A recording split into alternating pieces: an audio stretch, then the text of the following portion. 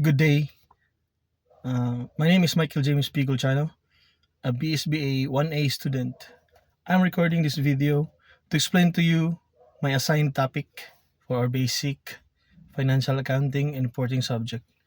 My topic is about interest and income.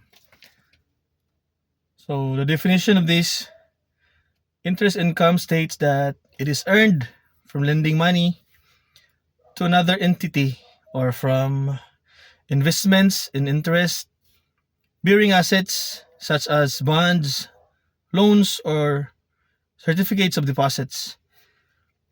The best and the most famous and good example for this is the known 5-6 lending in our country. Katong mangutang ka sa usa ka lending kumpanya, pagha na siya, dayon once you receive that money, you'll pay for it depende sa inyong sabot kung unsa ka inadlaw, sinema na binulan ba ang imong manner of payment sa ila. So sila na kwarta sa imo, mabalik nila nimo sa ila ilang kapital at the same time with interest na. So mo to siya, ang term is interest income to siya. So best example mo to siya, ako example for the interest income. So in stating whether this interest income is an asset, liability, equity, revenue, or expense, so this account is clearly nabilong siya sa revenue. Okay, once you say revenue, it's your, kung sa Filipino term is kita, no? Once nga nakikita, ma-consider siya as revenue, so that's nabilong na siya sa interest income, na representing earning from lending money, and is also part of the equity accounts on the balance sheet after it is closed out. In explaining the accounts, normal, debit, or credit, the interest income has a normal credit balance because it is indeed a revenue account. Revenue, nadali is a kita lagi. So I mentioned it already. Equity is bahagi sa equity. The meaning of this is part siya sa imong pagmamayari, no? So nadali sa ako nang gi-translate mo good, gipanag-iyahan nimo sa imong business or any means of income generating na ikaw ang kapanag-iya. So in my real life experience, akong mahatag nga example og kabulo ko nga common po ni siya, sabi sa ginsa di nga naabitaw income dayon nasa kwarta nga gawiran, but di pa nila gagamiton, di pa nila needed nga gastuhon ang kwarta. So sa akong kabahayan sa una, I have a peddling, kapalit ko og livestocks, particularly manok sa poultry.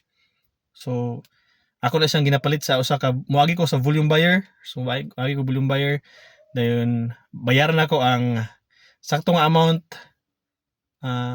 equal sa sakto pod nga quantity sa manok. So per head akong bayad sa iya.